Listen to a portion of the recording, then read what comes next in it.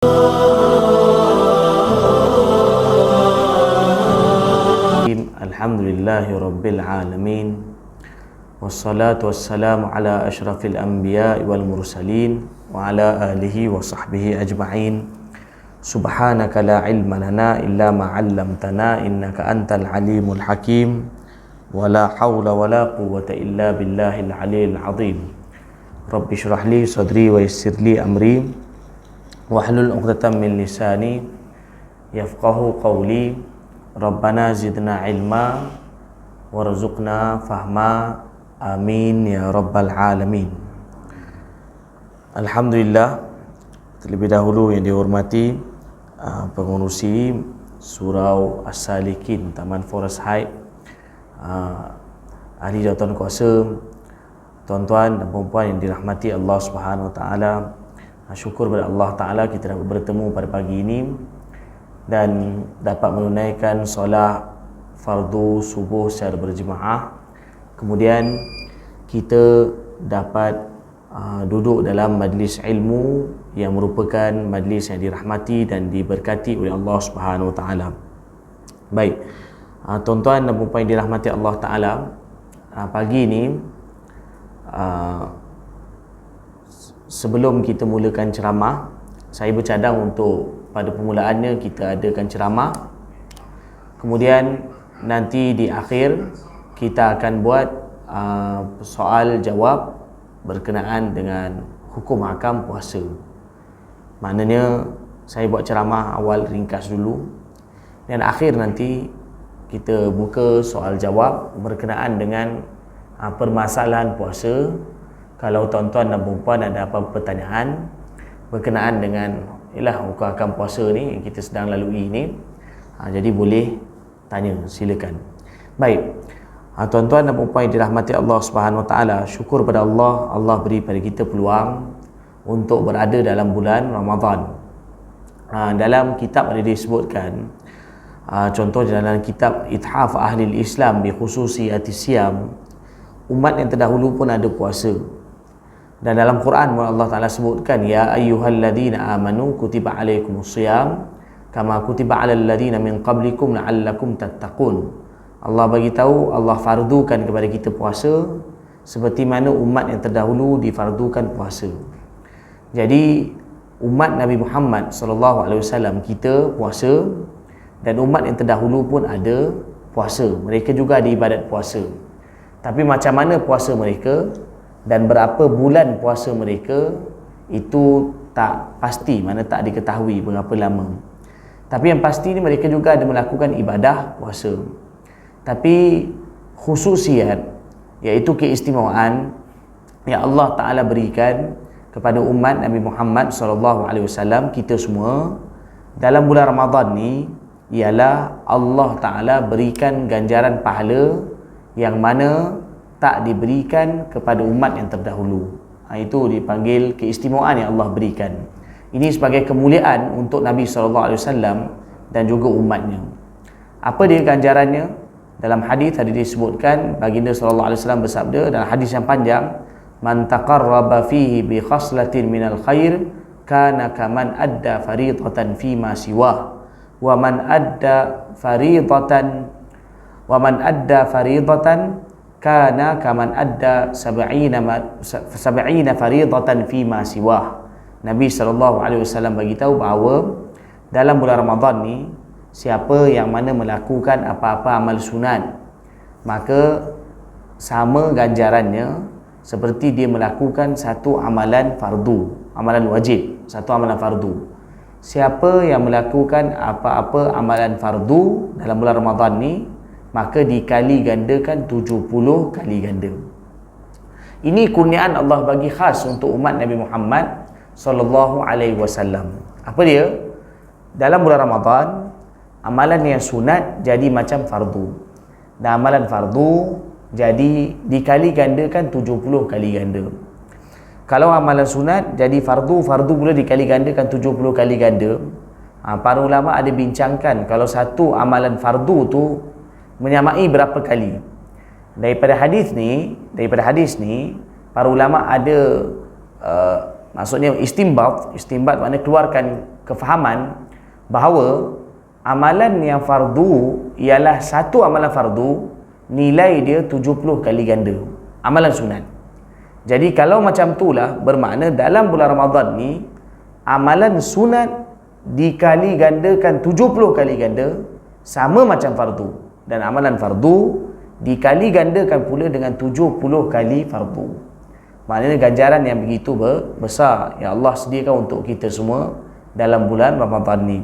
Baik, tuan-tuan dan puan-puan dirahmati Allah Ta'ala, oleh kerana itulah dalam bulan Ramadan ni sebenarnya umat Islam ni dia bukan hanya kena beramal Ramadan. Ramadan baru kena baca Quran, Ramadan baru melakukan amal lain. Bahkan kalau bukan bulan Ramadan pun kita dituntut untuk melakukan amal. Tapi oleh kerana bulan Ramadan ni Allah Ta'ala gandakan ganjaran amal, maka kita perlu lebih lagi merebut pahala amalan yang disediakan oleh Allah Ta'ala untuk kita. Sebenarnya tuan-tuan, macam dalam bulan Ramadan orang secara khusus lah, dalam bulan Ramadan ni orang banyak baca Quran. Tapi adakah baca Quran kena Ramadan je? Dalam bulan Ramadan orang banyak berzikir. Tapi adakah bukan bulan Ramadan kita tak kena zikir? Sebenarnya apa-apa amalan yang dituntut daripada kita, sama ada Ramadan ke tak Ramadan ke, kena buat. Tapi oleh kerana Ramadan ni Allah bagi ganjaran khusus, maka kita perlu lagi merebut peluang dan menambahkan amalan kita di dalam bulan Ramadan ni. Sebab tu kalau kita tengok orang-orang yang dekat dengan Allah, para wali Allah, orang soleh, kalau bukan Ramadan pun baca Quran juga. Kalau bukan Ramadan pun datang sembahyang jemaah juga. Kalau bukan Ramadan pun mereka mengambil amalan sunat dan juga amalan fardu. Tapi bila Ramadan mereka menggandakan amalan mereka. Ini kerana apa? Bulan Ramadan ni kalau nak mudah fahamlah, seolah-olah apa kita kata, macam satu pasar raya dia buka mega sale. Pasar raya buka mega sale. Satu barang yang mungkin kalau bukan bulan biasa, yang mungkin kalau bulan biasa dijual dengan harga RM100, tiba-tiba time mega sale satu barang dijual dengan harga contoh kata RM10. Amalan barang RM100, tapi tiba contoh kata dia kata dari tarikh sekian sampai ke tarikh sekian, barang yang sama, kualiti yang sama, harganya RM10. Jadi waktu tu apa? Orang akan datang ramai-ramai beli barang. Waktu tu murah dan orang akan beli sebanyak-banyaknya. Maka macam itulah kita dalam bulan Ramadan ni, sebenarnya dalam bulan Ramadan ni kita dituntut lebih lagi untuk menggandakan amalan kita. Sebab itu, sebagai contoh, dalam bulan Ramadan dan bukan bulan Ramadan, kita lihat satu contoh amalan baca Quran. Amalan baca Quran para imam yang terdahulu. Kita mazhab Imam Syafi'i rahmatullah alaih. Kita ni mazhab Imam Syafi'i rahmatullah alaih. Jangan tak ada mazhab. Kalau tak ada mazhab ni masalah. Kita orang awam kena bermazhab. Bahkan hari ni secara umum, kalau orang ustaz sekalipun pun secara umum dia ialah masih lagi dalam lingkungan orang awam. Kalau ustaz sekalipun, ulama sekalipun, hakikatnya kalau nak banding yang ulama terdahulu masih juga dikira orang awam. Kita kena bermazhab. Jadi Al-Imam Asy-Syafi'i rahmatullah alaih, kita mazhab Imam Syafi'i rahmatullah alaih, beliau dalam bulan Ramadan beliau khatam Quran sepanjang bulan Ramadan 60 kali khatam Quran. 60 kali. Beliau khatam, satu khatam itu ialah luar solat, satu khatam dalam solat sepanjang bulan Ramadan. Jadi kalau satu hari dua kali khatam, satu luar solat, satu lagi dalam solat. Jadi sepanjang Ramadan 60 kali khatam Quran. Tapi kalau bukan bulan Ramadan, macam mana khatam beliau? Setiap hari sekali khatam. Imam Syafi'i rahmatullah alaih, kalau tak Ramadan setiap hari sekali khatam. Tapi bila bulan Ramadan, satu hari khatam beliau double, dua kali khatam. Al-Imam Abu Hanifah rahimahullah ta'ala juga macam Imam Syafi'i, lebih kurang sama, iaitu kalau bukan bulan Ramadan setiap hari diceritakan mengenai beliau juga sekali khatam. Tapi bila datang Ramadan, satu hari sampai beliau sepanjang Ramadan dikatakan mengenai beliau khatam 61 kali khatam Quran, 61 kali. sekali khatam siang, sekali malam, dan kemudian sepanjang Ramadan beliau akan baca dalam solat tarawih purata lebih kurang satu hari satu juzu. Bermakna dalam tarawih sekali khatam, kemudian yang tadi khatam tu yang siang dan malam, maka 60 kali tambah satu kali dalam tarawih, 61 kali khatam Quran bulan Ramadan. Sebenarnya kalau kita lihat para ulama, para wali Allah yang terdahulu bahkan sampai sekarang pun, kalau bukan Ramadan pun mereka baca Quran dan jaga amalan yang lain. Tapi bila Ramadan mereka menggandakan amalan mereka. Tuan-tuan dan puan yang dirahmati Allah, itu kita cerita ulama terdahulu. Tapi kita macam mana? Yang kita perlu fikir, kita ni macam mana? Janganlah sampai bila Ramadan kita baca Quran, tak Ramadan langsung tak baca Quran. Itu satu perkara yang perlu kita fikirkan. Time Ramadan kita datang sembahyang jemaah sebagai contohnya, kita ambil berat, atau kita melakukan amal sunat yang lain, zikir. Tapi bila time tak Ramadan, langsung kita tak ada menjaga amalan tersebut. Time Ramadan kita ambil berat solat tahajud. Time Ramadan kita ambil berat untuk solat tahajud, qiyamul lail. Tapi bukan bulan Ramadan, langsung kita tak ambil berat untuk qiyamul lail, solat tahajud. Oleh kerana itu, tuan-tuan yang dirahmati Allah Ta'ala, tuan-tuan dan puan yang dirahmati Allah, dalam bulan Ramadan ni, memang betul kita kena jaga segala amalan kita, tetapi kita lakukanlah amalan itu dengan ikhlas, sungguh-sungguh, semata-mata kerana Allah. Mudah-mudahan nanti habis Ramadan pun kita punya amalan itu berkekalan. Dia itulah beza satu orang yang melakukan amalan semata-mata kerana Allah dengan orang yang melakukan amal hanya semata-mata dia nak tunjuk pada orang, ataupun nak berlumba dengan orang lain, ataupun nak mana yang hebat dengan orang lain. Maka ialah amal itu akan berterusan walaupun dah habis Ramadan nanti. Baik, tuan-tuan yang dirahmati Allah Ta'ala, tuan-tuan dan puan yang dirahmati Allah Subhanahu Wa Ta'ala, jadi bulan Ramadan ni kita dituntut untuk ambil berat. Okey, apa dia yang antara yang penting untuk kita ambil berat? Pertama, yang first kali yang kita kena ambil berat ialah solat sendiri. Amalan dalam bulan Ramadan ni kena ambil berat solat. Solat kita, terutama bagi lelaki, kalau boleh jangan ada solat kita dalam Ramadan ni sekurang-kurangnya. Sebenarnya bukan Ramadan pun sama, macam saya sebutkan tadi, tapi paling kurang dalam Ramadan ni, solat kita, solat fardu, khususnya bagi lelaki, jangan ada yang tertinggal solat berjemaah. Ini kita usahakan. Setiap solat kita, jangan ada tertinggal solat berjemaah. Kerana Ramadan ni ganjaran Allah gandakan. Sebab kalau bukan Ramadan, 27 kali ganda. Itu kalau bukan Ramadan. Kalau Ramadan, tak tahu berapa banyak Allah gandakan. Jadi khususnya solat itu sendiri, solat 5 waktu, jangan tinggal daripada melakukannya secara berjemaah. Kan? Jadi cara paling mudah bagaimana? Setiap kali solat, solatlah di masjid. Kalau tak ada masjid, solat di surau. Tapi mungkin juga pertanyaan, mungkin tuan-tuan pun ada di kalangan tuan-tuan dan perempuan juga kerja. Kadang kerja ni dia ada waktu pejabat, terikat dengan waktu pejabat, atau kadang tak dapat nak solat ialah pergi ke masjid atau surau. Tapi sebenarnya juga masalah ini boleh diselesaikan kalau kita ambil berat. Kadang-kadang banyak di pejabat sekarang ada surau. Di pejabat-pejabat kerajaan sekarang majoriti ada surau. Jadi bila walaupun orang semayang lambat, kadang-kadang mungkin semayang kadang setengah tu, ialah kadang-kadang pukul 1, pukul 2, yang mana mereka ada yang lepas dah habis waktu semayang, solat kalau kita pergi luar tak sempat dah. Tapi kat dalam pejabat masih boleh dilakukan solat berjemaah. Jadi kalau orang ambil berat solat berjemaah, dia dengan orang pejabat dia kumpul-kumpulkan mereka sampai kat surau solat berjemaah sekali. Jadi kalau tak dapat solat berjemaah di masjid atau surau, kita boleh wujudkan atau amalkan solat berjemaah di pejabat kita. Kan, solat jemaah di pejabat kita boleh lakukan juga. Ini kalau orang nak ambil berat. Tapi kalau tak ambil berat, dia tak boleh cakap apa. Dan kalau memang tak nak ambil berat.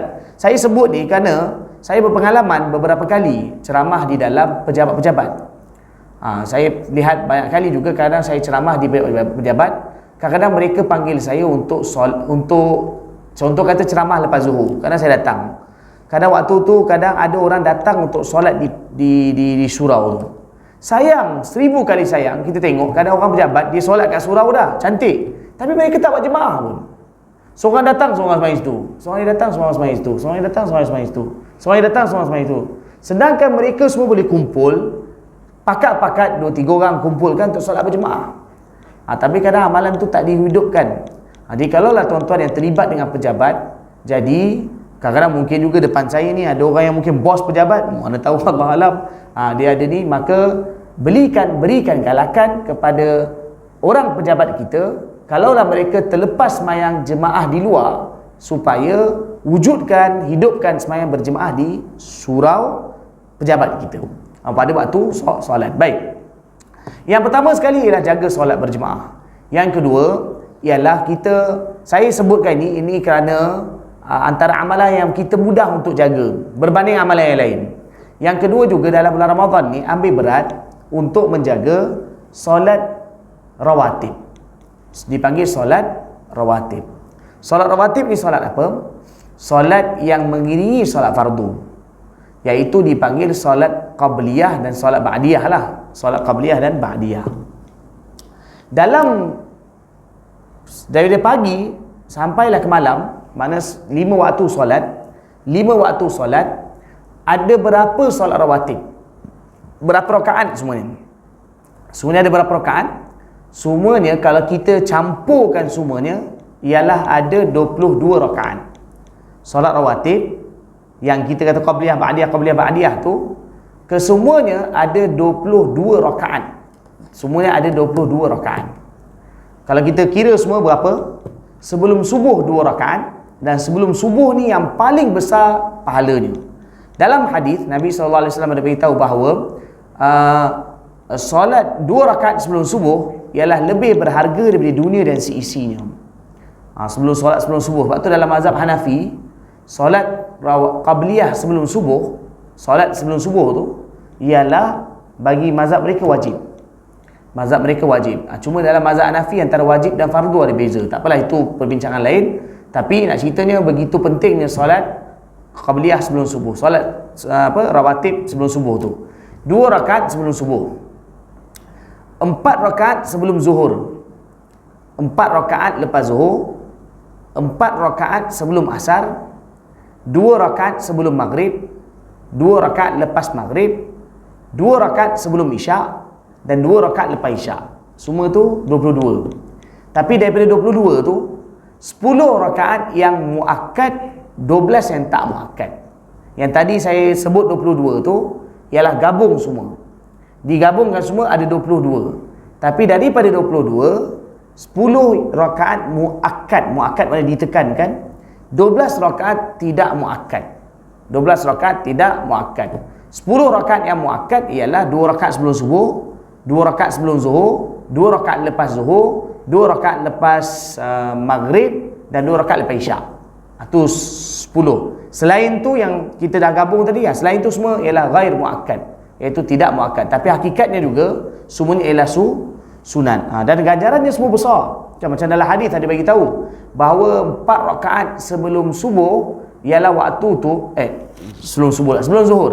4 rakaat sebelum zuhur ialah waktu tu langit dibuka.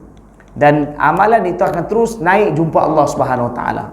Dan juga 4 rakaat sebelum zuhur ialah ganjarannya sama macam 4 rakaat tahajud waktu malam. Ini ada disebutkan dalam hadis. Dalam hadis juga disebutkan bahawa siapa yang menjaga solat 4 rakaat sebelum asar, walaupun dua-dua ni tidak muakkad, 4 tu tidak muakkad, tapi Nabi bagi tahu bahawa Allah akan haramkan dia dari api neraka. Jadi ini banyak ganjaran yang disebutkan di dalam hadis.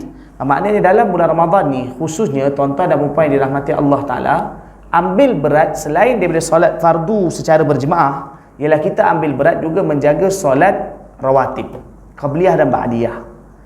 Paling kuranglah kalau tak dapat ambil berat semua pun 22 rakaat tu, kita ambil berat untuk jaga apa? Jaga yang muakkad tu. Jaga yang muakkad tu. Khususnya lagi solat 2 rakaat sebelum subuh. 2 rakaat sebelum subuh. 2 rakaat sebelum subuh, kalaulah kita tertinggal, ialah dia waktu rawatib ni, selagi ada waktu tu, selagi tu boleh buat. Waktu solat tu selagi ada waktu dia, maka boleh buat. Contoh kan, satu orang sebelum sembahyang subuh, dia tak dapat nak buat 2 rakaat sebelum subuh, maka lepas sembahyang subuh boleh buat tak? Boleh buat, selagi ada waktu subuh, maka tak dikira qada. Tapi kalau dah habis waktu subuh dia buat, maka dikira qada. Sunat itu dia dikira qada kalau dah habis waktu. Selagi ada waktu subuh boleh buat. Kalau dia mampu buat sebelum subuh, tapi kalau dah terlepas, maksudnya dah sembahyang subuh, lepas sembahyang subuh boleh buat. Kadang ada orang datang sembahyang zuhur, dia datang masjid, imam dah takbir, Allahu Akbar, ataupun dah dekat nak takbir, dah dekat nak, maksudnya dah dekat nak kamat, jadi tak sempat nak qabliyah. Jadi bagaimana cara dia? Selepas sembahyang zuhur dia boleh buat qabliyah. Selepas sembahyang zuhur, qabliyah boleh dilakukan dan tak dikira qada. Ini kadang orang ingat bahawa kalau dah habis tu dah tak ada. Tak. Sembahyang rawatib ini, waktu solat dia akan ada selagi waktu solat tu ada. Selagi waktu solat tu ialah ada, maka selagi telah waktu tu ada untuk kita melakukan rawatib. Sama tak lepas sembahyang asar? Sembahyang asar qabliyah ni ialah 4 rakaat, paling kurang 2 rakaat. Kalau orang tu tertinggal, lepas sembahyang asar boleh dilakukan. Boleh dilakukan. Dan begitulah solat yang lain. Tapi tuan-tuan dan puan-puan dirahmati Allah, yang saya sebut ni, orang yang akan jaga ialah kalau dalam hati dia ada nilai amalan. Kalau dalam hati tak ada, dia anggap ganjaran tu kecil, biasa, sunat dia, maka tak ambil berat. Tapi kalau orang yang ambil berat nilai amalan, maka dia akan mengambil berat untuk menjaga solat sebelum subuh. Saya lihat macam masa saya belajar dulu, ada ustaz-ustaz saya, ni cerita ustaz-ustaz saya lah, bukanlah saya. Ustaz-ustaz saya masa belajar dulu, kadang saya lihat mereka sebelum subuh mereka tertinggal. Bukan tertinggal, tak sempat lah. Tak sempat nak semayang sunat sebelum subuh.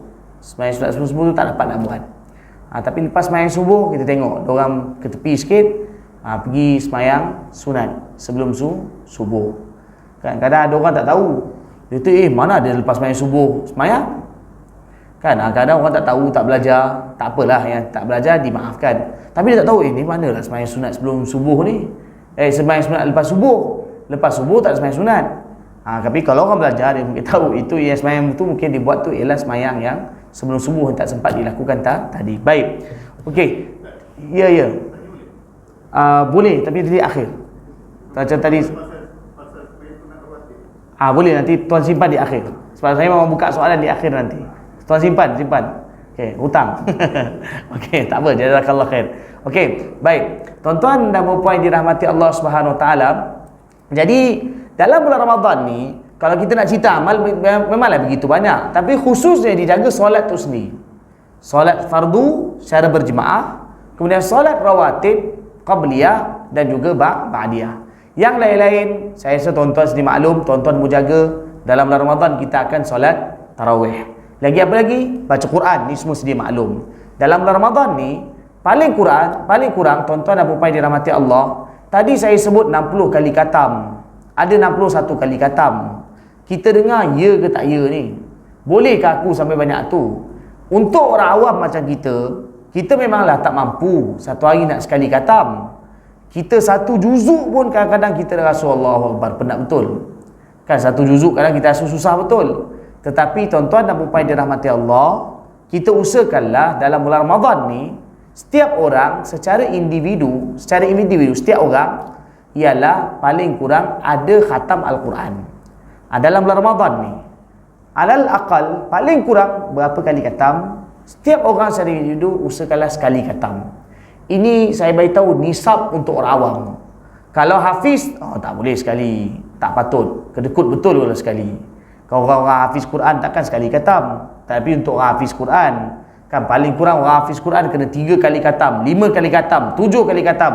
Itu untuk orang yang hafiz Quran. Tapi kalau untuk orang awam lah, untuk orang biasa, orang awam, orang yang sibuk dengan kerja dan macam-macam ada urusan lain, tapi usahakanlah kalau boleh dalam bulan Ramadan ni paling kurang, orang kata ni paling kedekutnya, ni pun dah habis kedekut dah, berapa kali paling kurang dapatlah sekali khatam. Usahakan secara individu. Tapi kalau dapat sekali khatam, jadikan 2, mungkin jadikan 3, lagi banyak khatam, insya-Allah lagi dekat dengan Allah Subhanahu Wa Taala. Jadi dalam bulan Ramadan ni setiap orang target aku nak khatam sebanyak mungkin. Tak apalah, kau dapat 2 kali, 3 kali, alhamdulillah. Dapat lagi banyak, maka lagilah baik kan. Masa saya dulu, masa ni kadang-kadang saya jumpa juga ada beberapa orang cikgu sekolah, mana orang biasa lah kan. Time bulan Ramadan, dia cerita, yelah kita melihat memang selalu baca Quran, tapi bila tanya cikgu berapa kali khatam, dia kata dalam bulan Ramadan ni alhamdulillah dapat 5 kali khatam. 5 kali khatam. Kadang orang biasa, kadang ada juga kita jumpa Ramadan, kadang dia kata sampai 5 kali khatam. Pada saya, untuk orang awam, kalau 5 kali khatam, Masya Allah, alhamdulillah hebat. Kadang hafiz pun tak banyak tu. Kadang-kadang ada budak-budak hafiz, tanya berapa kali khatam, dia kata 2 kali dia khatam kan. Itu pun sebab kena paksa. Tapi tuan-tuan dan puan-puan dirahmati Allah Ta'ala, usahakanlah supaya setiap orang dalam bulan Ramadan ni dapat sebanyak mungkin untuk mengkhatamkan Al-Quran. Jadi satu lagi ialah berkenaan dengan tarawih. Ini semua mesti maklum. Dan satu lagi, tuan-tuan dan puan-puan dirahmati Allah Ta'ala, dalam bulan Ramadan ni jangan juga tinggal solat duha. Solat duha jangan tinggalkan. Duha paling kurang berapa rakaat? 2. Paling banyak berapa rakaat? 8. Kalau boleh Ramadan jangan tinggal duha. Duha jangan ditinggalkan. Yalah, sebenarnya bukan Ramadan pun kena buat, macam tadi saya beritahu awal tadi, tapi sekurangnya Ramadan jangan tinggalkan duha. Paling kurang 2 rakaat, paling banyak 8 rakaat. Tapi yang penting ialah istiqamah. 2 atau 4 rakaat jangan ditinggalkan. Duha ni waktu dipanjang. Duha ni antara solat yang waktu dipanjang. Waktu dia begitu panjang. Duha ni kalau kita tengok, bila mula duha, duha bermula daripada bila matahari dah syuruk dan naik segalah. Lepas ni saya akan terangkan, sampailah zuhur. Itu waktu duha. Jadi waktu duha ni panjang. Kalau dah contoh kata syuruk, sekarang syuruk kau apa? 7 apa, tak ada, tak ada kalender. 7 berapa minit? 6 ke 7 minit? 7 6 minit. 7-6 minit ditambah dengan, kalau dalam kitab fiqh lah sebut, matahari naik kadar segalah. Matahari naik kadar segalah. Ini cara kitab lama lah sebut. Matahari naik kadar segalah, kalau ikut Jabatan Mufti Negeri Sembilan, mereka kata masa tu ambil lebih kurang 28 minit. 28 minit. Jadi kalau 7-6 minit, contoh sekarang 7-6 minit tambah 28 minit, berapa jadi? 7.34. 7.34 tu dah masuk duha. Sampailah duha tu bila? Sampai zuhur.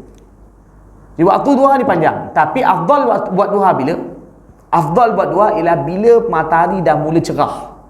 Kalau Malaysia ialah lebih kurang 10, 11, 12. Itu waktu duha yang afdal.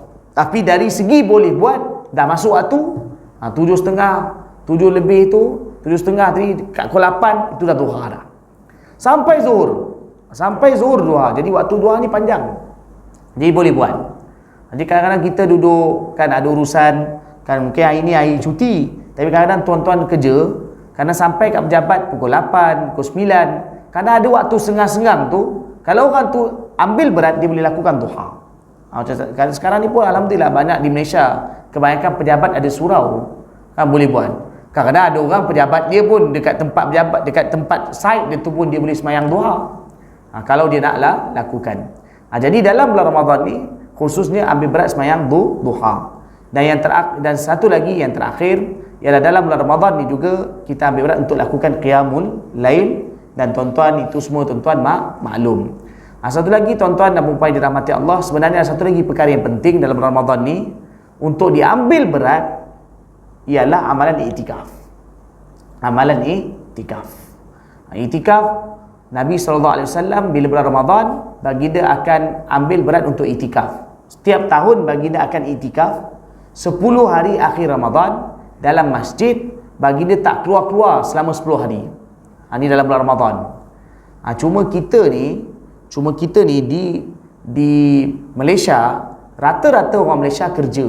Mereka kerja. Jadi kadang tak boleh nak tetap terus dalam masjid. Tapi kalau satu orang tu masuk masjid iktikaf, maka dia pun dah dapat pahala iktikaf.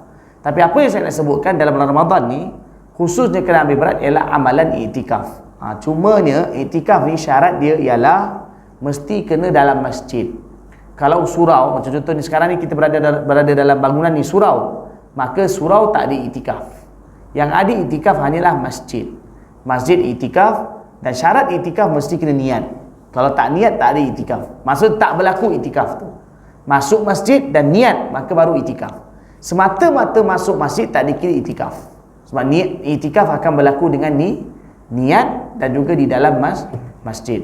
Jadi kadang-kadang mungkin ada tuan-tuan, mungkin ada yang kadang macam malam-malam dia pergi melakukan qiyamul lail di masjid-masjid yang tertentu, macam di Negeri Sembilan di masjid dibenarkan buka sampai pukul 12. Pukul 4 tutup. Pukul 4 tutup, silap.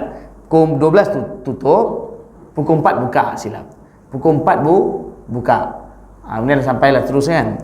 Jadi maknanya pukul 4 tu dah boleh qiyamul lail. Jadi kalau satu orang tu datang qiyamul lail, kalau dia datang tu di masjid, maka jangan lupa niat itikaf. Kalau zaman Nabi SAW, Nabi bila tiba akhir 10 Ramadan, Nabi tak keluar masjid, terus itikaf, terus duduk. Ini amalan ni di Malaysia tak berapa hidup. Amalan ni di Malaysia tak berapa hidup. Ni ialah satu sunnah yang besar yang Nabi lakukan, tapi negara kita tak hidup amalan ni. Ada nampak ke? Rasa tak ada. Kita kalau ada itikaf, orang datang malam qiyamul lail, subuh balik. Atau mungkinlah dia lepas main subuh tu dia lakukan ibadat ni.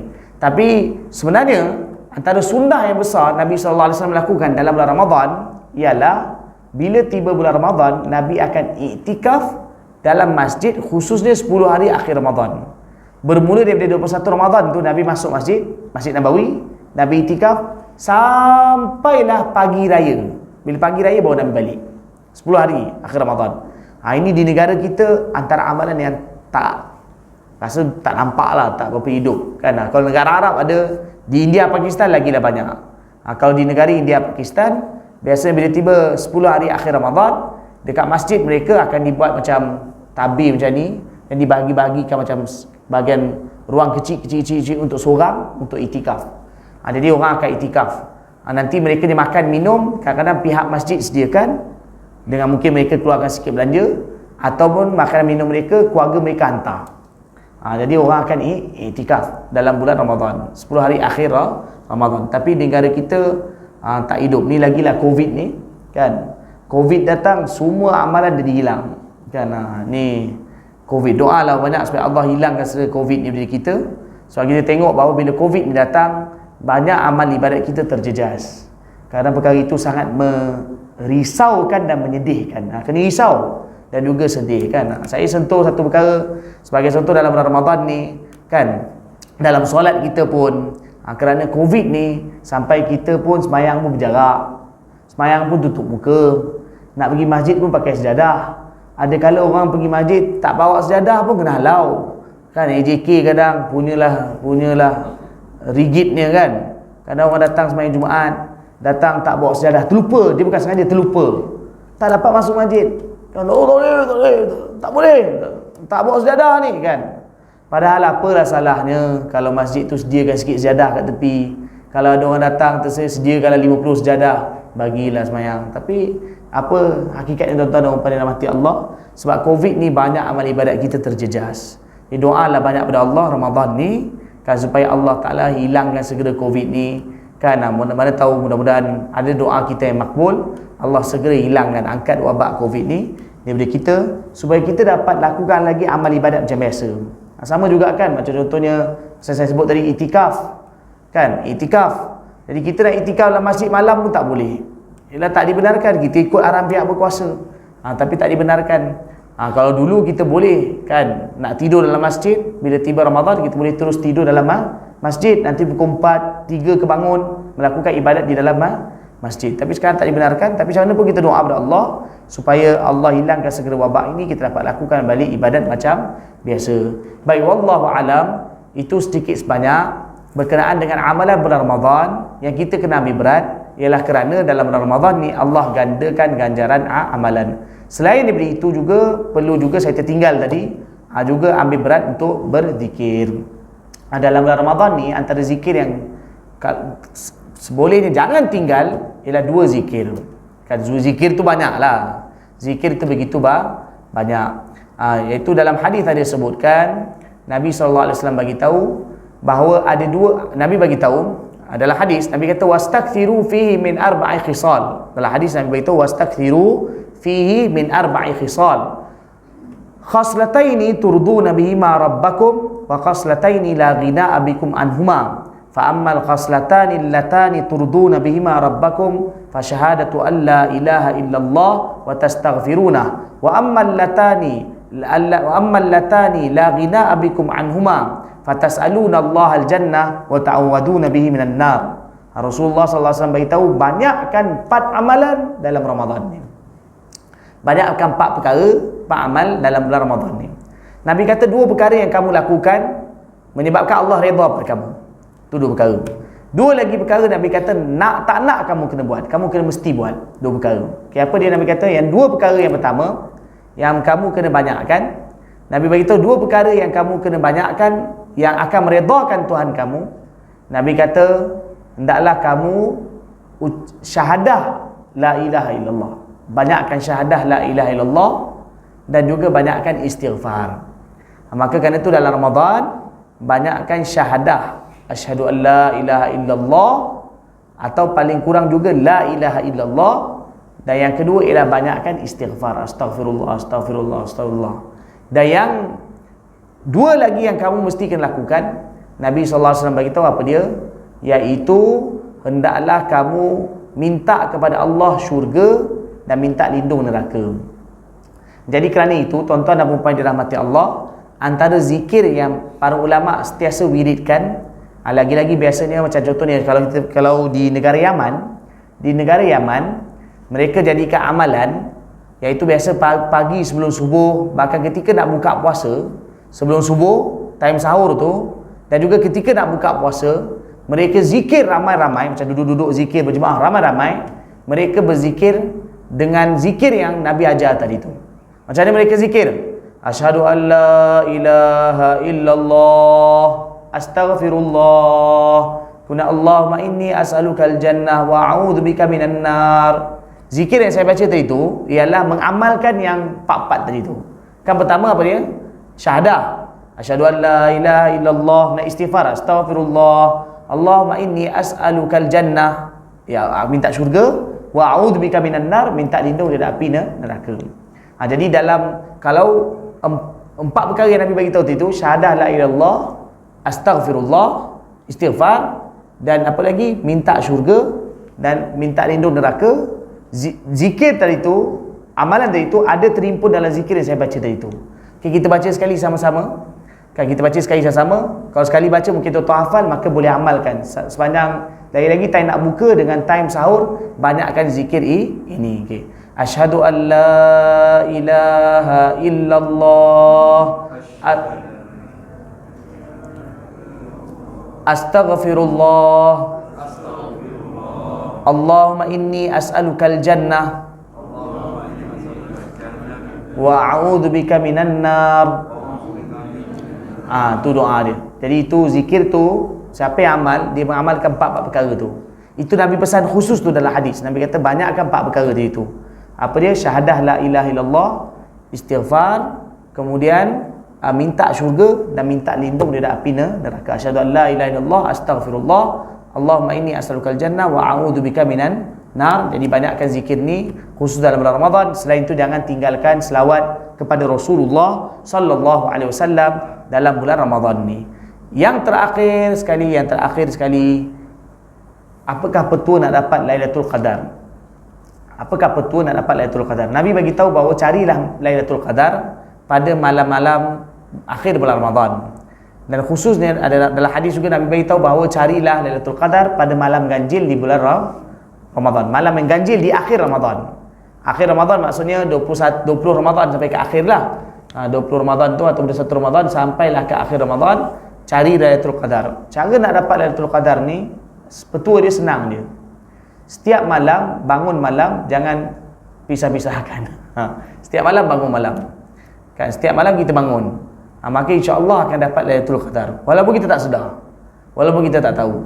Jadi khususnya sebagai contoh orang nak dapatkan Lailatul Qadar, bermula dari malam 20 sampai akhir, setiap malam bangun. Walaupun sekejap lah, sejam, 2 jam bangun. untuk melakukan ibadat qiyamul lail di malam akhir Ramadan. Jangan pilih-pilih. Maksudnya jangan pilih-pilih. Oh, ni malam 21 bangun. Besok malam 22 tak bangun. Ni malam 23 bangun. Sebab kadang-kadang kita tak tahu, kadang-kadang perkiraan kita dengan Allah sama ataupun tidak. Kita tak tahu. Kan? Itu tak pasti. Jadi kerana itu nak dapat Lailatul Qadar, setiap malam kita bangun, maka insya-Allah kita akan dapat Lailatul Qadar, walaupun kita tak sedar sama ada itu Lailatul Qadar ataupun tidak. Sampailah ke malam raya, dan juga malam raya disunatkan untuk kita beribadat. Baik, wallahu alam, sampai itu sahaja.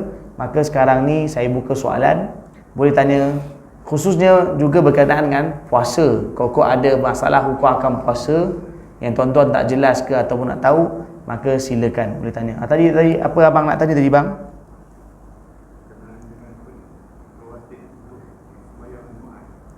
Rawatib sembahyang Jumaat.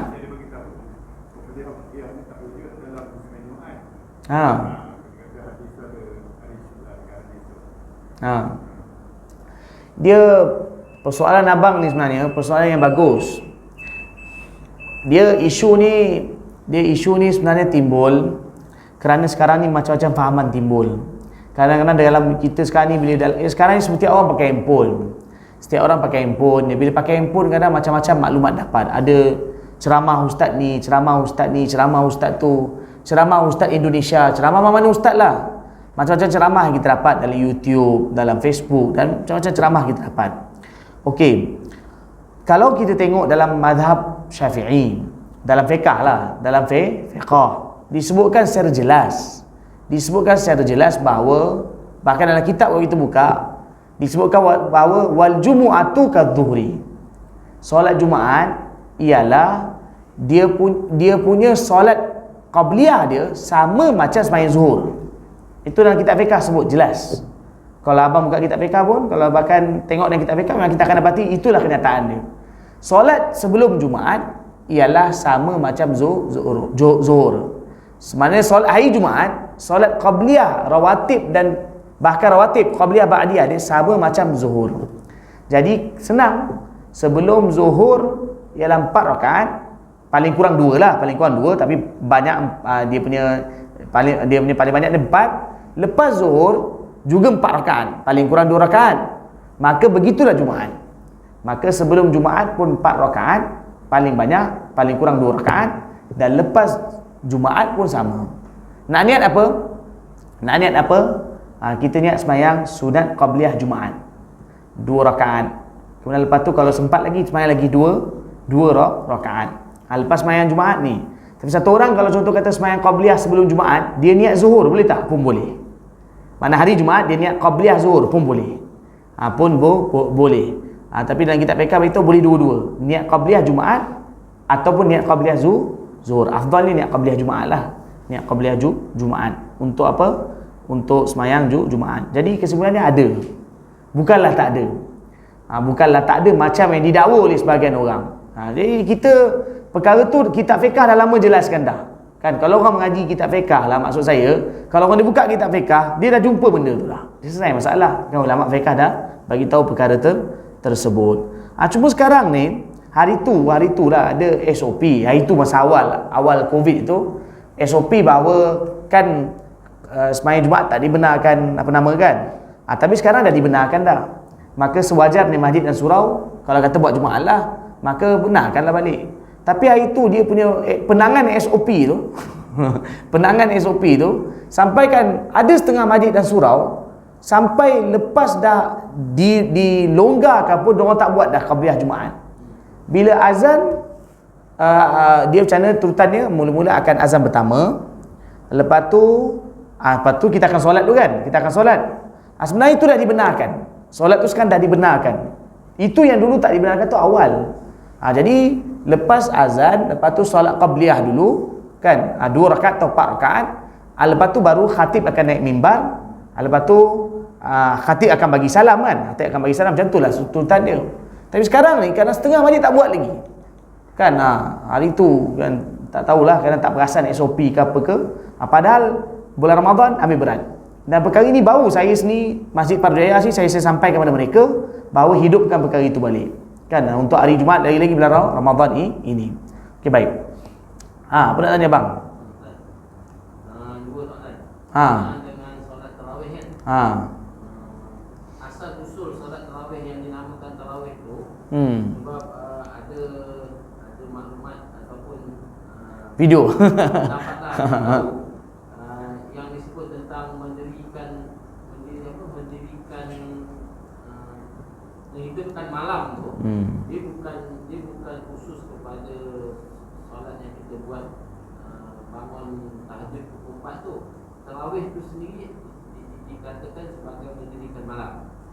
Okey. Dan kalau kata dia kata solat tarawih ni tidak dinamakan solat tarawih masa Rasulullah.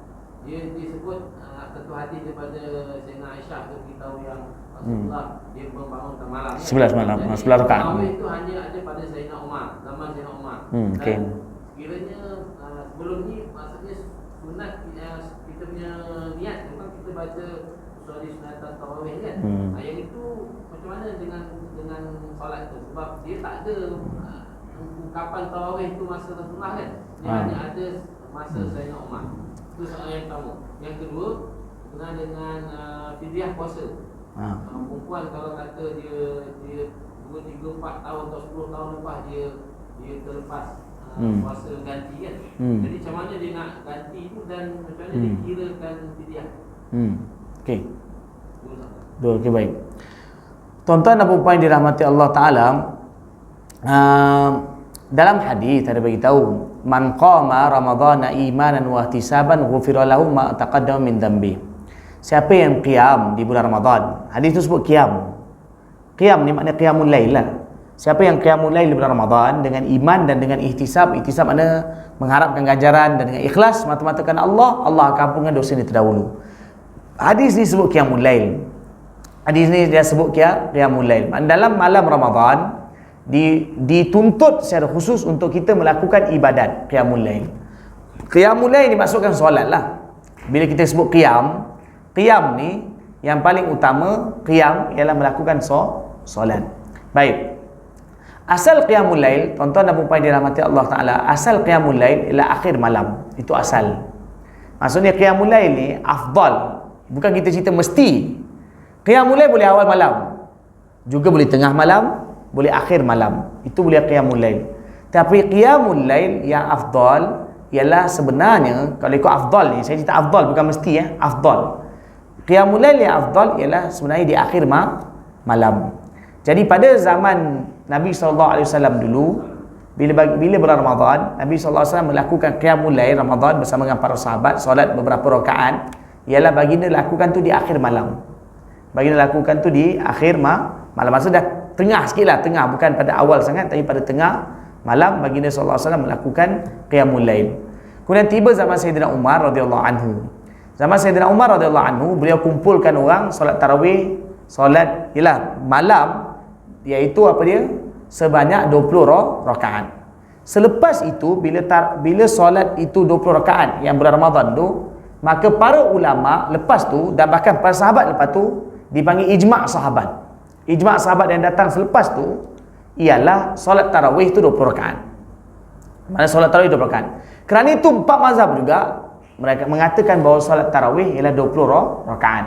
Maksudnya ialah kalau orang buat kurang boleh, orang nak buat 2, 4, 6, 8, tapi maknanya dia punya limit itu ialah 20 rakaat, kecuali ada mazhab Maliki ialah dikatakan bahawa sebanyak-banyak solat tarawih ialah 36 rakaat. Okay, hakikatnya ialah mana datang nama tarawih itu? Adakah nama itu salah atau tidak? Mungkin timbul isu. Sebenarnya tak ada masalah, tak ada isu pun. Tak ada isu pun pada nama tarawih itu. Zaman dahulu, maksudnya bila pada zaman Sayyidina Umar radhiyallahu anhu, mereka bila solat tarawih, dan juga lepas tu, orang dulu solat tarawih ni panjang. Mereka punya 4 rakaat atau 2 rakaat, silap-silap sampai mungkin setengah jam atau mungkin 20 minit, 30 minit. Baru 2-3 rakaat tu, 2-4 rakaat tu mereka solat tarawih panjang. Mereka bukan macam kita. Kita baca qul huwallahu kuliah aja. Tapi mereka punya baca panjang. Baca ayat Quran yang panjang. Sampai ada riwayat disebutkan bahawa para sahabat sampai ada ikan mereka yang macam tumbang kerana begitu lama diri. Jadi mereka buat macam mana? Orang zaman dulu bila mereka solat tarawih, mereka bila solat tarawih itu Setiap 4 rakaat mereka akan rehat. Orang Mekah dulu dan juga orang Madinah pun lakukan demikian. Maknanya 4 rakaat mereka dah solat lama, rehat. Rehat tu dengan zikir, dengan apa. Sebahagian kalau zaman dulu di Mekah, time rehat tu 4 rakaat tu mereka, sebahagian mereka macam santai tawaf, buat tawaf. Lepas tu nanti berhenti balik, solat lagi. Jadi 4 rakaat berhenti, 4 rakaat berhenti, 4 rakaat berhenti, 4 rakaat berhenti. Maka itu, maka 4 rakaat senggang yang mereka buat, apa nama tu, yang mereka berhenti, maka itu dipanggil, Arab panggil tarwihah. Satu berhenti tu dipanggil tarwihah. Jadi bila dah 4 kali solat, maka 4 berhenti, 1, kemudian 4, dan 4 lagi dah apa, 2, kemudian berapa kali berhenti kalau 20 rakaat? 5 kali berhenti lah. Kalau 20 rakaat 5 kali berhenti. Jadi bila 5 kali berhenti, maka itu dipanggil tarawih. Tarawih itu plural lah, lafaz plural. Kalau satu dipanggil apa? Tarwihah. Kalau plural dia, banyak dia berhenti, maka panggil tarawih. Maka itu asal usul nama tarawih. Jadi para ulama mazhab sepakat bahawa mana solat qiyamul lail Ramadan itu, maka dipanggil sebagai nama tarawih. Sayyidina Umar sendiri kata bahawa aku sebenarnya suka kalau boleh mereka lakukannya akhir malam, maksudnya. Tapi kalau buat akhir malam sampai datang, zaman ni pun orang tak akan buat. Jadi kan itu saya beritahu tadi, qiyamul lail boleh awal malam, akhir malam. Jadi maka apa nama tadi, tarawih tadi sekarang ni kita buat di akhir malam, di awal malam, pun sunat. Kita buat di awal malam lepas isyak, maka itu pun sunat. Dan juga kerana itulah para ulama hadis, oleh kerana tarawih itu dan amalan dia begitu, amalan dia macam tu, maka tarawih ni qiyamul lail atau tidak? Tarawih ini pun ialah termasuk dalam qiyamul lail. Maknanya tarawih itulah qiyamul lail. Tapi bukanlah hanya khas tarawih itu jadi qiyamul lail. Maksudnya kalau contoh satu orang awal malam solat tarawih, nanti pukul 4, pukul 5 dibangun, itu pun qiyamul lail juga. Itu pun qiyamul lail. Tapi dalam bulan Ramadan ni, qiyamul lail yang paling utama yang dimaksudkan macam dalam hadis tu ialah qiyamul lail solat tarawih. Solat tarawih yang kita akan solat panjang kan secara umumnya, dan solat tarawih yang mana kita lakukan secara berjemaah. Jadi dalam bulan Ramadan disunatkan qiyamul lail itu secara berjemaah, ialah qiyamul lail tarawih. Tak dinafikan bahawa nama tarawih itu datang kemudian. Ialah zaman Nabi tak panggil tarawih. Lepas zaman Sayyidina Umar atau lepas tu maka barulah dipanggil tarawih kerana amalan tu yang 4 rakaat tu. Panggil anak adanya rehat. Tapi kalau kita tengok kitab hadis, ulama-ulama hadis pun mereka dalam syarah hadis pun macam Ibnu Hajar pun sebutkan, mereka namakan solat qiyamul lail itu yang kita solat sekarang ni dengan apa, nama tarawih. Jadi nama tarawih itu dah sepakat para ulama. Jadi satu orang kalau solat tarawih, apa dia nak niat? Dia boleh niat 2 lah. Dia boleh niat 2. Boleh niat usalli sunnatat tarawih rakaatain lillahi ta'ala, atau boleh juga niat usalli sunnatat qiyamil lail. Dua-dua pun sah. Boleh. Sunnatat tarawih tak ada masalah, qiyamul lail pun tidak ada masalah. Itu yang disebutkan. Yang cuma saya rasa tak biasa sebutlah satu ikhtilaf pasal masalah ni. Sebenarnya abang, isu ni timbul ialah begini. Ada pendapat ulama yang mengatakan solat, kan tadi saya beritahu solat tarawih itu berapa rakaat? 20 rakaat. Kalau dalam mazhab Syafi'i ada setengah pendapat, bukan semua. Sebahagian ulama berpendapat kalau satu orang solat tarawih, bukan, satu orang solat tak cukup 20 rakaat, adakah kira tarawih ataupun tidak? Itu poin dia kat situ. Sebab tadi kita kata tarawih itu 20 rakaat. Para ulama semua sepakat. Sayyidina Umar sampai lepas tu buat 20 rakaat. Kalau satu orang solat tak cukup 20 rakaat, tarawih ataupun tidak? Sebahagian ulama, bukan semua, sebahagian ulama punya pendapat, dia kata tu tak kira tarawih. Tapi pendapat muktamad dalam mazhab Syafi'i, 2 rakaat ke, 4 rakaat ke, 6 rakaat ke, 8 rakaat sampailah ke 20 rakaat tetap dikira tarawih. So jangan gaduh lah, maksud jangan, isu tu jangan masalah. Tapi tak dinafikan, ada pendapat ulama dia kata kalau tak cukup tak dikira tarawih. Tapi apa kira apa? Takkan tak ada pahala? Adalah pahala, tapi dikira pahala qiyamul lail lah. Dikira pahala qiyamul lail itu saja. Kalau ulama yang kata tak kira tarawih, kira qiyamul lail lah, dapat pahala qiyamul lail. Jadi seolah-olah mereka mengatakan bahawa untuk tarawih itu ada fadilat khusus. maka kena sembahyang 20 rakaat. Tapi itu bukan pendapat yang muktamad. Muktamad ni 2 rakaat, 4 ke 6, 8 semua dikira tarawih. Tapi pahala tu lagi banyak maka rakaat, maka lagilah besar dia punya pahala. Okey. Tadi ada soalan kedua, fidyah. Fidyah ni saya kena senang sebab ini masalah yang biasa orang pening kepala. Biar saya tulis kat depan.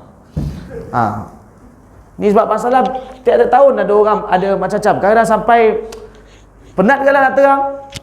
Bagi ni saya nak pakai ni sikit. Ni semua tengok ni. Ni saya kena ni lah. Sampai dah tu. Jap. Saya nak pakai ni. Sampai dah tu. Boleh? Bagi tak ada ni, tak ada. Jap. Tak, bila ada marker senang faham. Sedang pakai ni baru senang faham. Kalau tidak payah nak faham.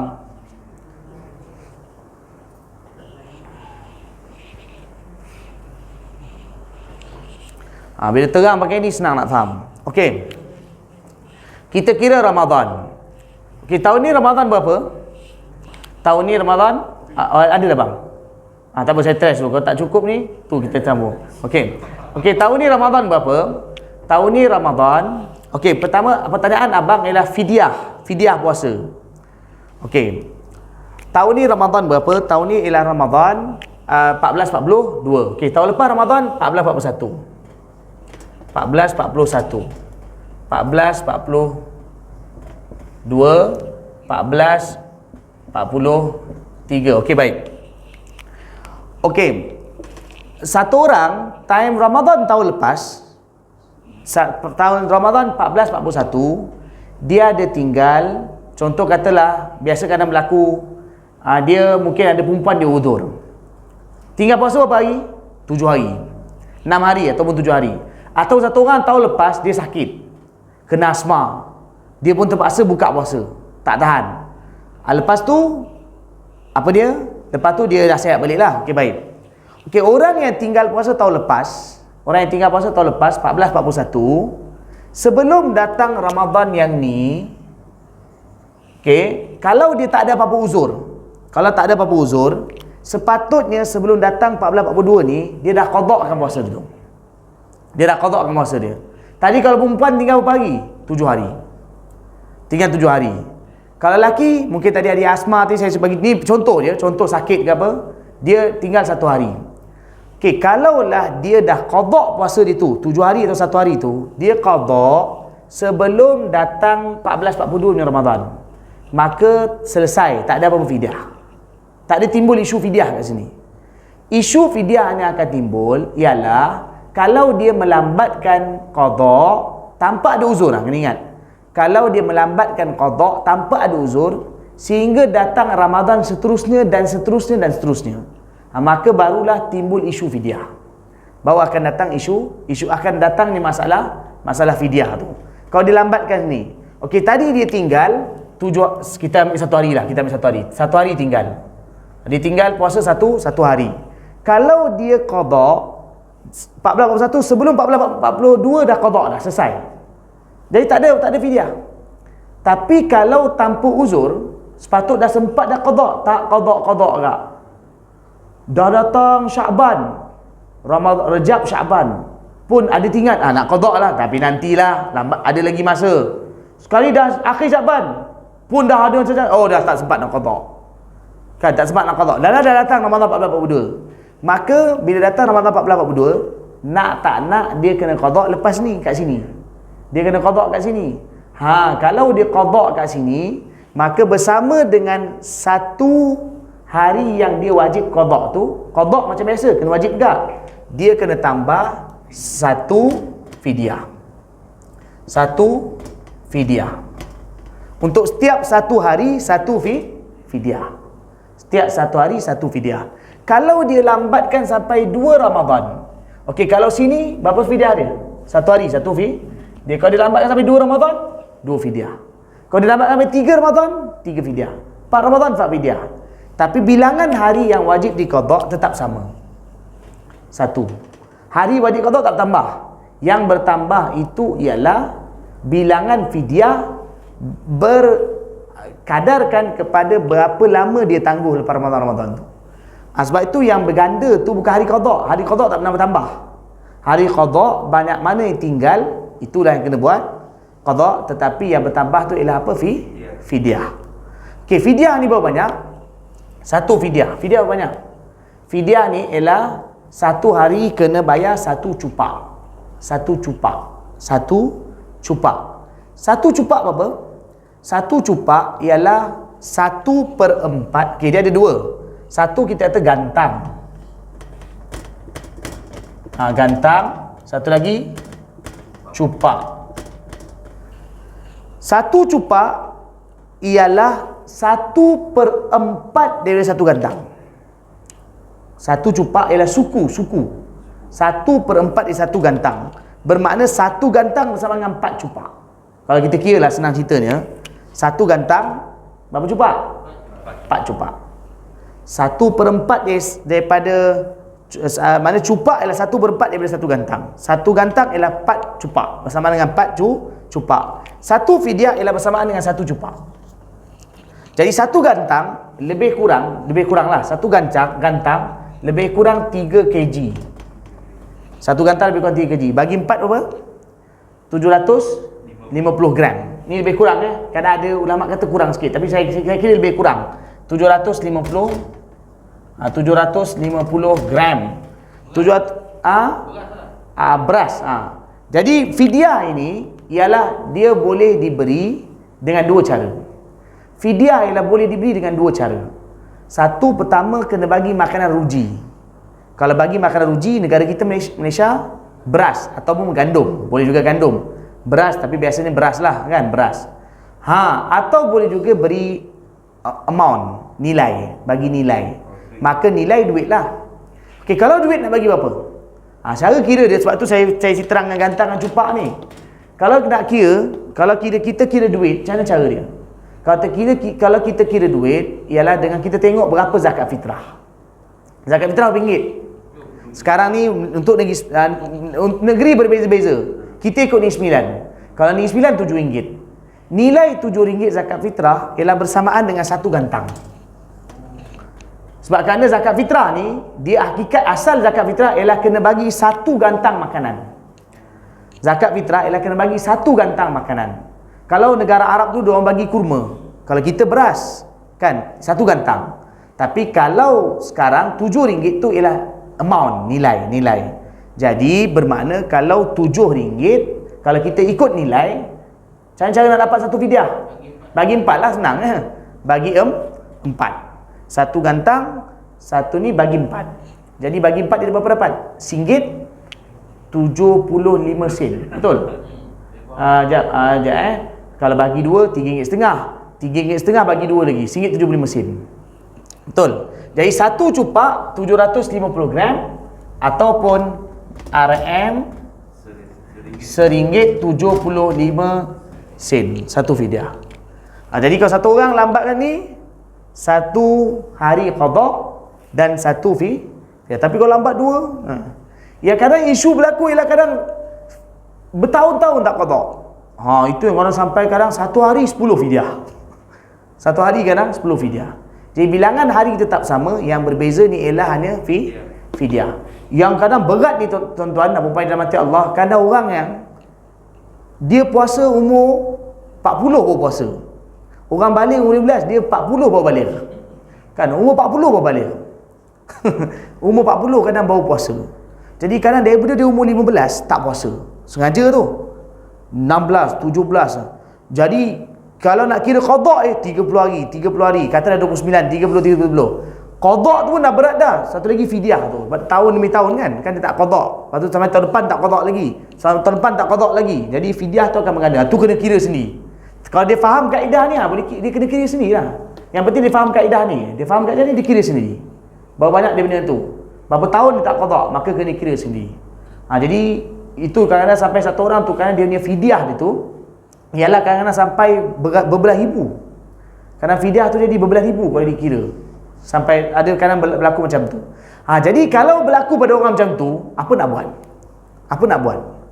Pertama sekali, untuk orang macam tu, yang macam kalau mungkin 1, 2 ni tak apa lagi. Yelah, tapi kena menyesal, taubat pada Allah lah. Tapi kalau orang yang macam berlaku tadi apa kena buat? Pertama sekali tuan-tuan dan puan, kalau berlaku macam orang tadi tu 30 tahun tak puasa, lepas tu baru puasa, orang macam tu pertama sekali taubat pada Allah tu, sungguh-sungguh minta maaf pada Allah. Yang kedua, mulakan puasa qada. Puasa qada tu buat dulu. Yang qada tu jalan dulu, sikit demi sikit. Yang ketiga, mana fidyah yang dia mampu, buat dulu sikit. Tapi qada mulakan. Takut kalau kata sebelum habis semua tu Allah ambil dia. Mudah-mudahan dengan berkat taubat itu Allah ampunkan dia. Tapi jangan tak buat, kena buat. Dia jalan dengan sikit. Itulah cara dia yang kita cadangkan untuk orang yang macam berlaku macam 30 tahun, 40 tahun tak puasa tadi. Okey, jelas? Kalau kata dia dah huzur kan. Kalau dia dah huzur, kata dia dah huzur. Mungkin dah 70, dia dah sakit. Dia tak mampu untuk puasa. Dia meninggal, dia tak habis ganti puasa dia tu. Adakah anak dia wajib gantikan ataupun mana dia meninggal ke? Dia meninggal, mati. Dia meninggal. Mati, okey. Jadi hutang dia tadi tu, hutang puasa tu anak dia wajib ganti ke atau tak boleh? Orang yang mati sedangkan ada puasa yang wajib dulu dia pernah buat dan dia sepatutnya dia dah boleh buat tapi tak buat. Itu kena faham. Orang yang mati, dia ada hutang puasa. Sepatutnya dia dah boleh buat tapi tak buat. Lepas tu sampailah dia mati, tak buat kan. Jadi untuk dia ni ada dua pilihan. Waris dia ada dua pilihan. Waris maksudnya saudara ataupun dia punya ni ke, ada dua pilihan. Boleh bayar fidyah atau dia juga puasakan untuk dia. Ada dua pilihan. Kadang-kadang ada contoh bapak mati. Bapak dia mati tapi bertahun-tahun tak puasa. Anak-anak tahu pada masa zaman tu bapak dia sihat. Anak-anak pakat-pakat. Contoh katalah anak pakat-pakat berapa orang. Okey, mungkin sebagai anak kata tak apalah. Puasa sekian-sekian tahun aku ambil. Tapi dia tak puasa, dia bayarkan fidyah. Dia kata saya tak larat puasa, dia bayar fidyah pun boleh. Bagi fidyah. Sebagai lagi puasa, anak yang lain ambil dipuasakan pun boleh. Faham tak maksud saya? Fidyah terhutang tu. Dia kan ada hutang fidyah. Tu kena kira sekali dah, masuk sekali. Anak tu kena buat kekelit sikit untuk ayah tu. Kerana kekelit sikit. Kemudian dia yang tinggal tu ialah yang yang puasa yang dia tak sempat buat tu qada kan, atau boleh juga bayar fidyah. Bayar fidyah saja pun boleh, puasa pun boleh kan. Tapi yang tangguh tahun tu, itu nak tak nak kena fidyah aja. Yang tangguh tahun tu itu kena fidyah aja. Faham tak? Yang tangguh tahun itu fidyah. Tapi untuk yang qada puasa, itu ada dua pilihan. Kan? Ni kan tadi kan dia ada dua kan? Satu kan dia ada qada puasa, satu dia ada fidyah. Yang untuk fidyah itu kena bayar fidyah. Itu tak boleh qada. Itu kena bayar fidyah. Tapi berapa hari ayah dia ada qada puasa? Itu kena kira. Jadi untuk yang qada puasa itu ada dua pilihan. Boleh fidyah atau boleh juga qada. Faham tak? Okey, baik. Selesai ya. Itu kalau yang sengaja tinggal lah. Tapi kalau dia macam 5 tahun akhir dia sakit, lepas tu dia meninggal. Itu tak wajib dah digantikan. Tetapi orang yang sakit, dia kan ada hukum kan. Orang yang sakit kalau tak boleh nak puasa, untuk setiap satu hari bayar fidyah. Dia satu lagi fidyah yang untuk orang sakit. Fidyah sajalah. Tu tak ada. Ni untuk orang sakit, orang tua-tua. Tak. Bayar fidyah je. Pak pertanyaan abang tadi pertanyaan lain. Abang tanya dia dulu sihat, tak puasa, lepas tu baru sakit. Itu soalan lain. Yang sekarang soalan abang soalan lain pula, ialah memang dah sakit. Contoh kadang ada ayah dia 5 tahun sebelum meninggal memang dah sakit dah, tak boleh puasa langsung. Maka dalam kitab fiqh bagi tahu, orang yang sakit, yang tak sakit dia tu tak habis-habis, betul sakit, maka untuk orang macam ni ialah dia setiap satu hari bayar satu fidyah.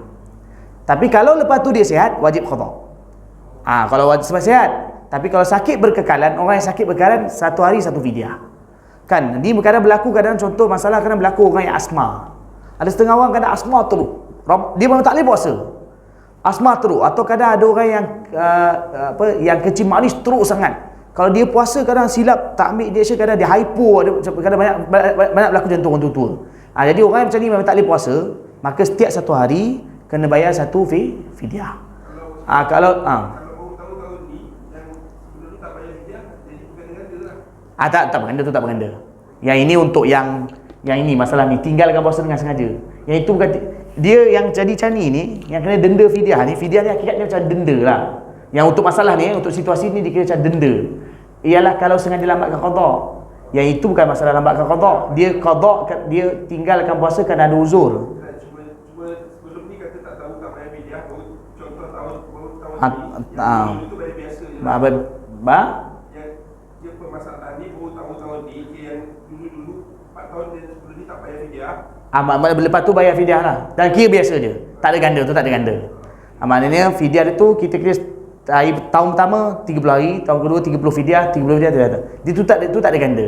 Sebab itu bukan dia tinggalkan puasa dengan uzur, bukan dia tinggalkan puasa tanpa uzur. Yang ini masalahnya berlaku tinggalkan puasa tanpa uzur. Maksud dia lambat itu tanpa uzur. Sebab tu saya beritahu tadi, yang ini berlaku kalau tanpa uzur. Dia sepatut dah boleh qada sebelum sini, dia lambatkan qada. Sampai pada betul. Ni pun tak qada lagi, pun tak qada. Tu jadi kena denda sampai fidyah banyak kali tu. Itu. Jadi beberapa persoalan timbul masalah fidyah, kadang macam ni berlaku, ataupun macam sakit tu, ataupun contoh tadi apa tadi? Yang juga berlaku fidyah. Orang yang mati kita boleh bayar fidyah ataupun puasakan untuk dia. Cukup banyak tu lah. Ada lagi soalan? Sila. Cara kiraan fidyah ni. Dia orang boleh tolong kirakan. Dia boleh calculate kan. Dia orang tahu. Dia orang dah cari. Dia orang pun dah biasa dah jumpa macam ni. Dia orang pun dah biasa dah jumpa. Dia akan bila kita jumpa dia akan boleh cuma kita kena terang berapa tahun, nanti dia akan ni. Itu kadang tuan sampai berbelah ribu dah. Kadang berbelah ribu. Fidyah tu yang banyak. Qada sama tak ada masalah. Kan? Tapi qada pun berat. Kalau orang 10 tahun tak tinggal puasa, 1 tahun 30 hari, darab 310, 300 hari. Paling kurang setahun kena straight dia puasa untuk nak habiskan qada dia tu. Sebab tu saya kata pertama saya taubat dulu. Lepas tu qada, lepas tu teruskan kalau mampu cepat fidyah. Ya tuan. Ada 2 soalan tak fidyah. Okey, sila. Okey. Dia macam tadi kata fidyah tu. Kalau tahun pertama, tahun kedua dia tak puasa, dia sengaja tak. Tak ganti kan. Itu tahun ketiga dia ganti 3, dia bayar 3 fidyah kan. Jadi 3 kan. Dia bayar, lepas tu puasa tetap dia tak ganti lagi. Masuk tahun keempat, dia jadi 4 tahun dia tak ganti. Tahun keempat dia nak kena bayar 1 fidyah atau 4? Dia selama mana puasa tu tak diqada, selagi itulah fidyah tu akan berganda. Maknanya tahun ketiga bayar 3. 4. Sebab tu saya kata satu orang yang macam dia dah taubat, dia dah berhenti, puasa dulu. Kena puasa dulu. Maksudnya cepat mulakan puasa tu. Puasa tu mulakan segera. Sebab kalau dia lambatkan puasa lagi, maka dengan pertambahan tahun demi tahun akan bertambah lagi fidyah. Faham kan? Jadi puasa tu kena cepat dulu. Okey, lagi? Di mana kita kan puasa dengan solat lah. Kita isi yang itu biasa orang tengah, orang yang mengamal syariat tanpa hakikat jadi fasik. Orang yang mengamal hakikat tanpa syariat jadi sintik. Jadi maksudnya umumnya kita faham apapun dalam amalan kita, maksudnya contohnya solat, puasa, dia ada zahirnya syarat dan hakikatnya. Jadi maksudnya sebenarnya dalam puasa pun kita ada syarat dan hakikat. Apa yang saya cuma masukkan, apa yang orang awam ni kena tahu, apa yang sebenarnya yang hakikat yang ditegaskan untuk kita itu. Okey, kalau kita melihat pada syariat puasa, kita kena jaga, bila time puasa tak makan, tak minum, jaga diri daripada perkara yang membatalkan puasa. Hakikat puasa ialah para ulama kata itu yang Allah sebut dalam Quran untuk dapatkan takwa. Itu hakikat sebenar puasa. Maknanya bila kita dah puasa, hakikat dia puasa ialah bila kita sampai tahap bahawa kita sampai darjat takwa. Apa dia takwa? Di mana kita berada pun kita rasa kita takut Allah, Allah lihat kita. Itulah hakikat yang tertinggi pada puasa. Kan Allah beritahu, ya ayyuhalladzina amanu kutiba alaikumusiyam kama kutiba alal ladzina min qablikum la'allakum tattaqun. Itu hakikat tertinggi puasa. Jadi syariat puasa kita tak makan, tak minum, tak melakukan batalkan puasa, dan kemudian kita nak dapat hakikatnya iaitu dengan dapat sampai ke darjat takwa. Takwa bukan senang. Takwa ni cakap senang, tetapi nak dapat hakikat dia susah. Satu orang tu di mana dia berada pun dia rasa Allah lihat dia tunaikan segala perintah Allah, tinggalkan larangannya, itulah takwa. Jadi itu sebenarnya hakikat yang tertinggi bagi puasa. Baik, wallah alam. Cukup okey, baik. Ni benda terang dah. Nanti kan tuan-tuan marah. Ada lagi. Okey, last sikit. Last. Berkenaan dengan solat sunat qabliyah. subuh dan asar. Okey. Dia tak sempat tadi. Betul. Niat tu kena serta dengan qadaan ke macam mana? Tak payah qadaan. Dia biasa je. Tak payah qadaan. Dia selama adanya waktu itu, maka selagi itu tak dikira qada. Tapi kalau contoh macam ni, okey. Waktu subuh bila? Waktu subuh pukul 5.57 subuh. Okey, tadi syuruk ke apa? Tadi syuruk pukul 7-6 minit. 7-6 minit syuruk. Kalau abang terlepas semayang sebelum subuh, semayang subuh dah masuk, abang datang, abang pun terus semayang subuh. Kalau abang tunaikan semayang qabliyah itu lepas semayang subuh, tapi sebelum 7-6 minit, maka di situ semayang itu tak payah niat qada. Tapi kalau abang tunaikan lepas semayang, contoh sekarang abang tadi tertinggal, abang nak semayang sekarang dah 7-6 minit lebih dah, waktu tu buat niat qada. Apa kaedah dia? Selagi adanya waktu solat bagi solat qabliyah rawatib tersebut, selagi itulah adanya waktu tu, tak dikira qada. Tapi kalau waktu dia dah habis, maka barulah dikira qada. Jadi kalau semayang sebelum asar, sebelum asar, lepas semayang asar abang buat, selagi adanya waktu asar sampai maghrib, tak dikira qada. Tapi kalau abang buat lepas maghrib, boleh qada. Sebenarnya semayang sunat pun sunat di qada. Semayang sunat pun, kalau orang ambil beramalan pun sunat di qada. Kalau orang ambil beramalan. Jadi kalau ditunaikan lepas habis waktu, maka barulah dikira qada. Jelas? Baik, wallahu alam. Okey, cukup. Alhamdulillah. Okey, subhanallah wa bihamdihi, subhanakallahumma wa bihamdika, asyhadu an la ilaha illa anta, astaghfiruka wa atubu ilaik. Subhana rabbika rabbil izzati amma yasifun, wa salamun alal mursalin, walhamdulillahi rabbil alamin.